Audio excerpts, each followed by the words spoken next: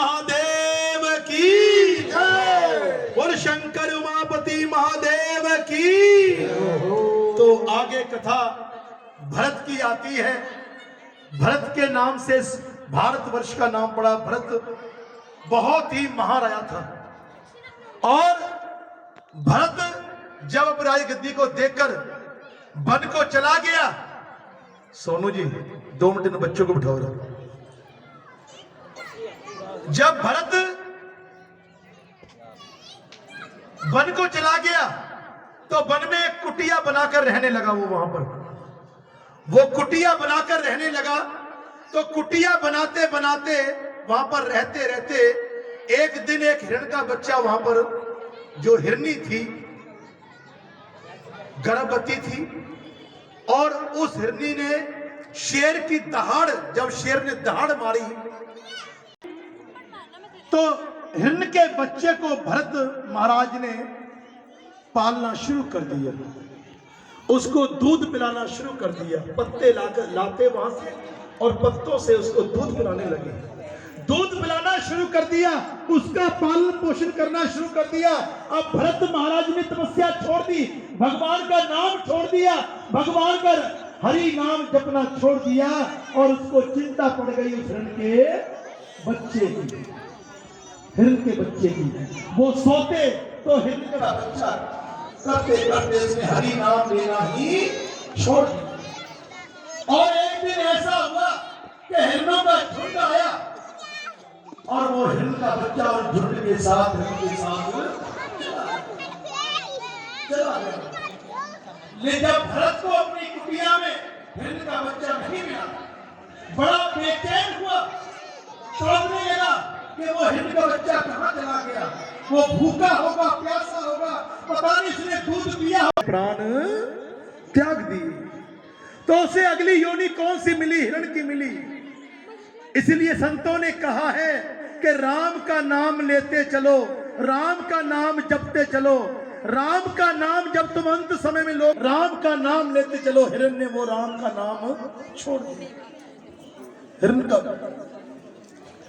हिरण का बच्चा जो था, उसने हिरण के बच्चे हिरण का रूप धारण करके जब वो पैदा हुआ तो वो हिरण के योनि में जब आए भरत जी, तो वो हिरण की योनि से भी वो मुक्त हो गए।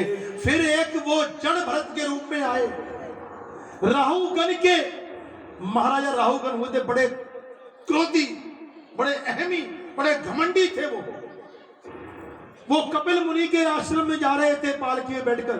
उनका एक कुम्हार, जो पहले पालकी आती थी ना, तो 4 कुम्हार लगे होते थे, उसके लिए 4 आदमी लगे होते थे। तो वो एक कुम्हार बीमार हो गया और जड़ भरत को जो है मोटा देने के लिए कहा पालकी को।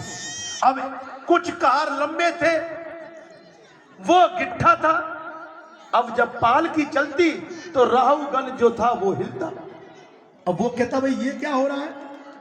तो राहुगण ने जड़ भरत को बहुत बुरा भला कहा कि तू इतना मोटा हो रहा है, तू इतना हेल्थी हो रहा है, तुझे चलने की जांच नहीं है, तुझे पालकी में लगने की जांच नहीं है और तू मुझे हिला रहा है, डुला रहा है, तू ये कर रहा है, तू वो कर रहा है। तो जड़ भरत ने राहुगण को उपदेश दिया, ज्ञान दिया। तो राहुगण ने जब जड़ भरत के दर्शन किए, उनको प्रणाम किया है मन ही मन, तो उनके दर्शन करने से उसकी मुक्ति हो गई। तो आगे कथा आती है अजामिल की। अजामिल का उपख्यान आता है आगे कथा में। अजामिल कौन था? अजामिल शुरू से कोई बुरा पाप करने वाला नहीं था। वो एक ब्राह्मण का लड़का था, ब्राह्मण घर में पैदा हुआ था, ज्ञानी था, विद्वान था। लेकिन एक समय उसके पिता ने कहा कि जाओ वन से लकड़ियां लेकर आओ। जब वो वन में गया लकड़ियां लेने के लिए, तो वहां पर क्या देखता है कि कुछ वैश्याएं कीड़ा कर रही हैं। उसके मन में काम वासना पैदा हो गई और उसने अपने धर्म कर्म को त्याग दिया और वो वैश्याओं के संग लग गया। उसने पाप करने शुरू कर दिए, बुरे कर्म करने उसने शुरू कर दिए, बुरा पाप करना शुरू कर दिया और इतना पाप करना शुरू कर दिया कि उसके पाप भी